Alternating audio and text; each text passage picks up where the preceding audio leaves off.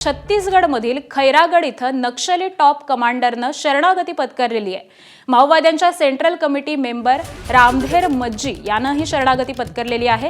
तर रामधेर मज्जी 11 सहकार्यांसह शरण आलेला आहे।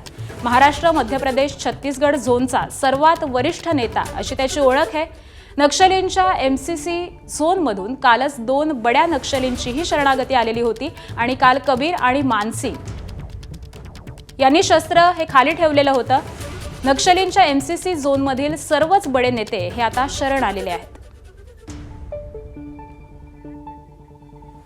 आणि आज संदर्भातले अपडेट देतात आमचे प्रतिनिधी रजत वशिष्ठ। रजत, काही दिवसांपूर्वी एमएमसी झोन मधूनच महाराष्ट्राचे मुख्यमंत्री देवेंद्र फडणवीस तसेच मध्य प्रदेश व छत्तीसगड या तिन्ही राज्यांच्या मुख्यमंत्र्यांना उद्देशून आम्हाला शरण यायचं आहे असे पत्र आलेले होते। आणि त्याच एमएमसी झोन मध्ये 28 नोव्हेंबरला पहिले गोंदियाला शरणागती पत्करण्यात आली। त्याच्यानंतर काल मध्य प्रदेशातील बालाघाट मध्ये काही लोकांनी शरणागती पत्करली आणि आज एमएमसी झोनचा सर्वात वरिष्ठ जो सेंट्रल कमिटी मेंबर आहे रामधेर मज्जी त्याने त्याच्या 11 सहकार्यांसह छत्तीसगडमधील खैरागडमध्ये शरणागती पत्करली आहे। त्यामुळे एमएमसी झोन मधील सर्व महत्त्वाचे जे माओवादी नेते आहेत बहुतांशी नेत्यांनी शस्त्र जे आहे ते खाली ठेवले।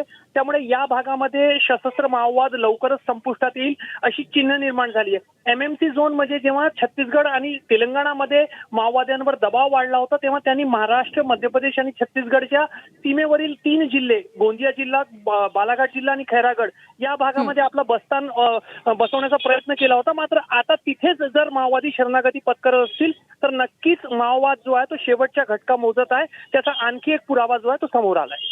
अगदी धन्यवाद रजिस्ट या संपूर्ण माहितीसाठी। तर पोलिसांना हे एक यश आलेलं आहे।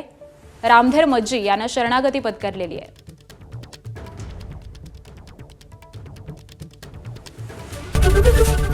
एबीपी माझा, उघडा डोळे बघा नीट।